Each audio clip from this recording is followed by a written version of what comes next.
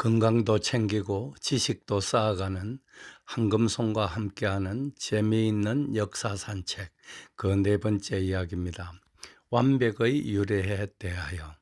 사마천이 쓴 사기의 상여전에 완벽이라는 말이 처음 등장합니다.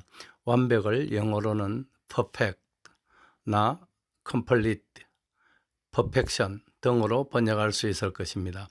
완벽은 고리 모양의 보옥을 끝까지 무사히 지킨다는 뜻이었지만 지금은 결점이 없는 완전 무결하다는 뜻으로 쓰이고 있습니다. 완벽의 유래는 이렇습니다. BC 770년 주나라가 호경에서 낙업으로 수도를 옮긴 시점, 이른바 동천으로 불립니다. 부터 BC 221년 진나라가 중국을 통일할 때까지의 약 550년 동안을 우리는 춘추 전국시대로 일컫습니다.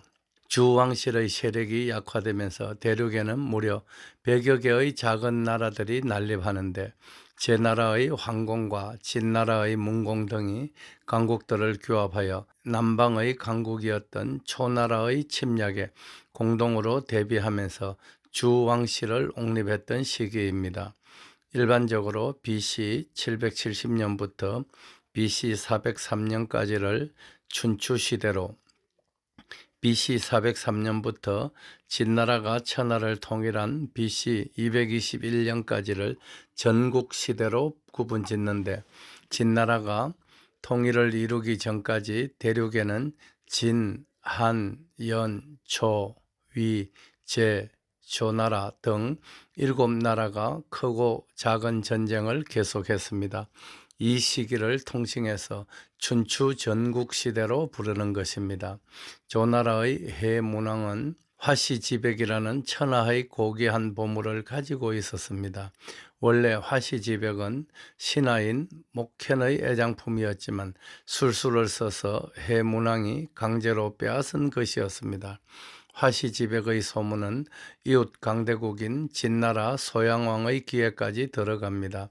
화시지백을 갖고 싶은 욕심이 생긴 소양왕은 조나라에 사신을 보내어 진나라가 통치하는 15개 성을 줄 터이니 화시지백과 교환하자며 소양왕에게 제안합니다. 말이 제안이지 화시지백을 내어놓으라는 협박과 다름이 없었습니다. 조나라 해문왕은 이 제안을 받고 고심하다가 신하들을 모아서 대책회의를 개최하지요. 진나라 소양왕이 보물인 화시지백만 차지하고 15개 성은 주지 않을 것이 명확한 상황에서 보물만 뺏기는 우를 범하지 않을 묘책을 찾기 위함이었습니다. 원래 화시지백의 소유자였던 목현이 조심스럽게 해문왕에게 아뢰입니다. 소생의 식객 중 인상여라는 자의 지혜가 출중하고 용기 또한 대단한 사람인 바, 이 자를 소양왕에게 사자로 보내면 마땅히 임무를 수행할 수 있을 줄로 믿사옵니다.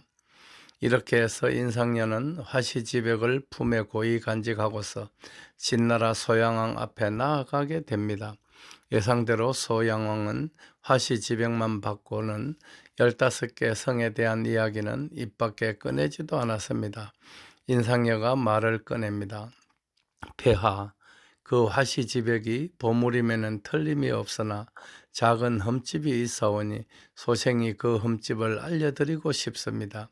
소양왕은 한치의 의심도 없이 화시지백을 인상여에게 건넵니다. 화시지백을 돌려받은 인상여는 소양왕에게 당당히 아뢰입니다. 대왕께서 15개 성을 주시겠다는 약속을 지키지 않으시니 이 화시지백은 일단 소생이 지니겠습니다. 자중의 시선이 인상여에게 쏠리는 순간 인상여가 다시 말을 잇습니다. 대왕께서 약속을 지키지 않으시면 이 화시지백은 소생의 머리와 함께 깨어버리겠나이다. 한참 동안 침묵이 흐릅니다.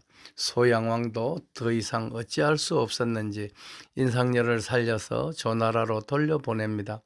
이렇게 해서 화시지백은 해문왕의 품으로 돌아오게 되었고, 인상여가 화시지백을 온전히 지켜냈다는 뜻에서 완벽이라는 고사성어가 탄생하게 되는 것입니다.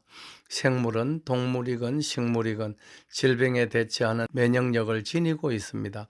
사람의 경우 가장 체력이 왕성한 시기인 20대 때의 면역력을 100%라 친다면 40대 시절은 50%, 60대에는 10%, 80대에 접어들면 면역력이 평균적으로 0%가 된다는 것이 일반적으로 알려진 사실입니다.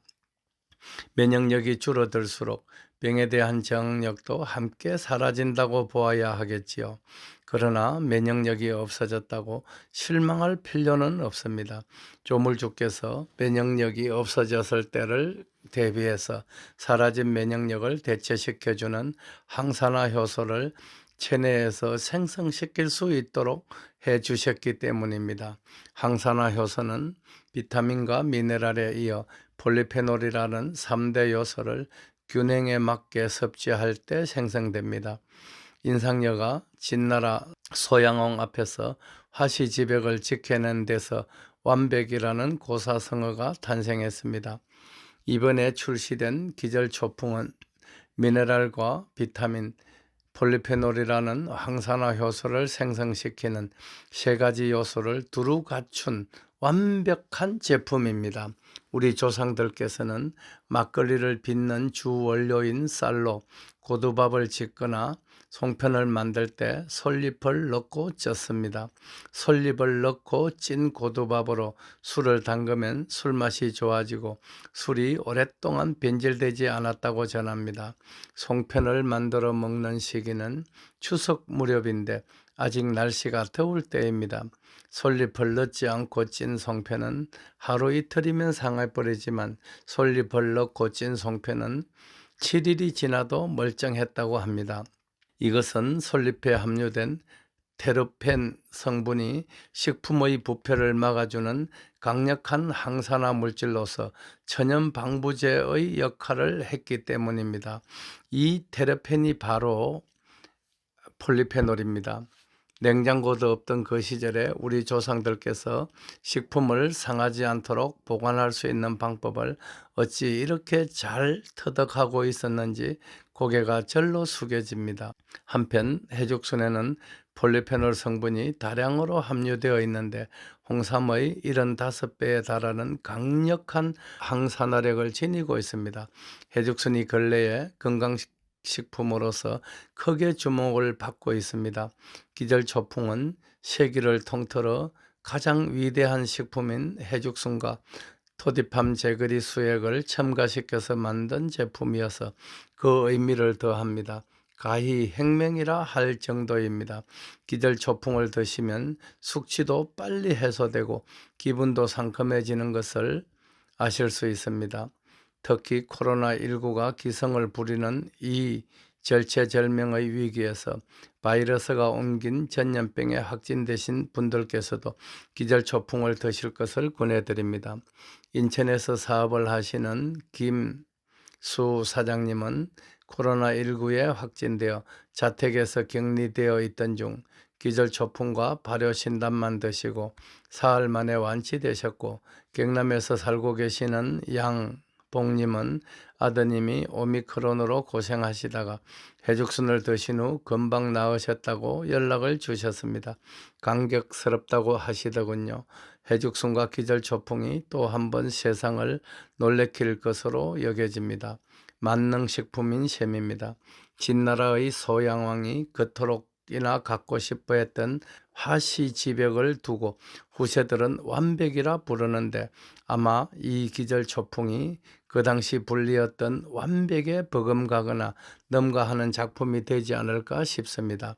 기절초풍은 비타민과 미네랄, 폴리페놀을 두루 갖춤으로써 항산화 효소를 생성시켜 코로나19까지 막아주니 참 좋은 식품입니다.